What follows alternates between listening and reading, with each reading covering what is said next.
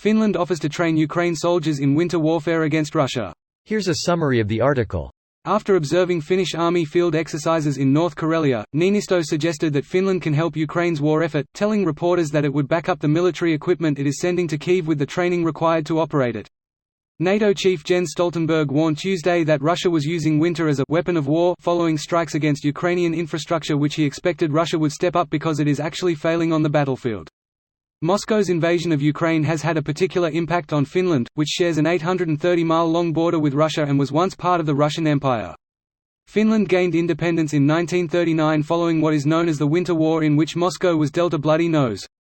In February, Niinisto compared the tensions before Russia's full-scale invasion of Ukraine to pre-Winter War Finland, when Soviet leader Joseph Stalin thought he could divide the Finnish population, but instead the population came together.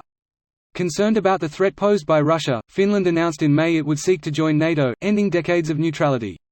Finnish membership of the alliance has been welcomed by Stoltenberg, although it requires unanimity among all its members, and so far, it has met with opposition from Turkey, which is also against Finland's neighbour, Sweden, joining. This post received a score of 75,000, with an upvote ratio of 91%.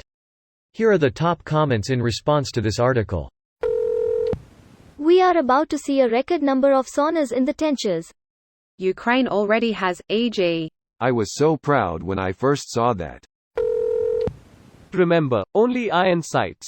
And eat some snow when aiming, so the enemy can't see you breathing in the cold. Simo H. YH.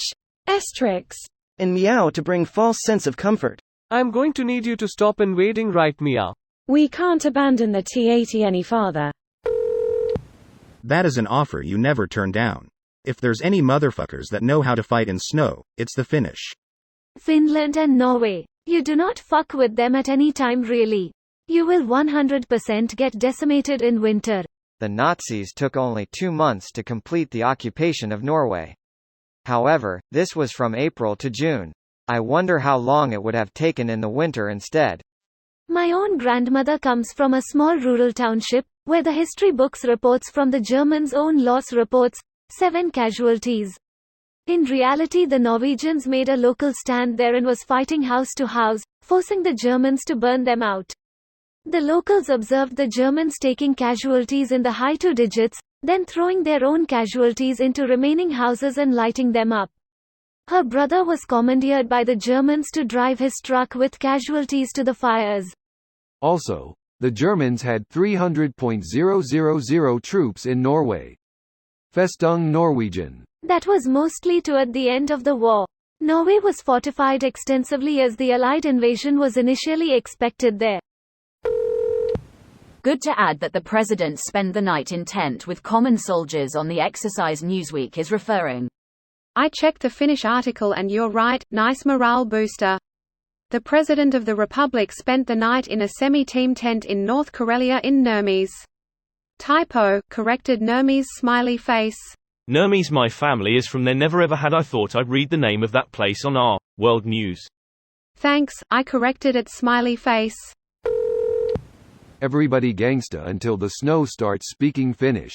Finland is on a whole different level when it comes to handling the cold. I worked for a finance firm for a while that specialized in commercial real estate and somehow became the in-house expert on well below freezing development. Generally things would take literally twice as long to complete when dealing with kill you in 5 minutes levels of cold, but we had a project going that we were funding in the Arctic Circle of Finland that was somehow going as fast or faster than a normal project would. I got sent to check it out and they had what amounted to a small city of wind-resistant heated plastic tunnels, and were setting up their operation in underground dugouts connected by them. It was like nothing I'd ever seen before.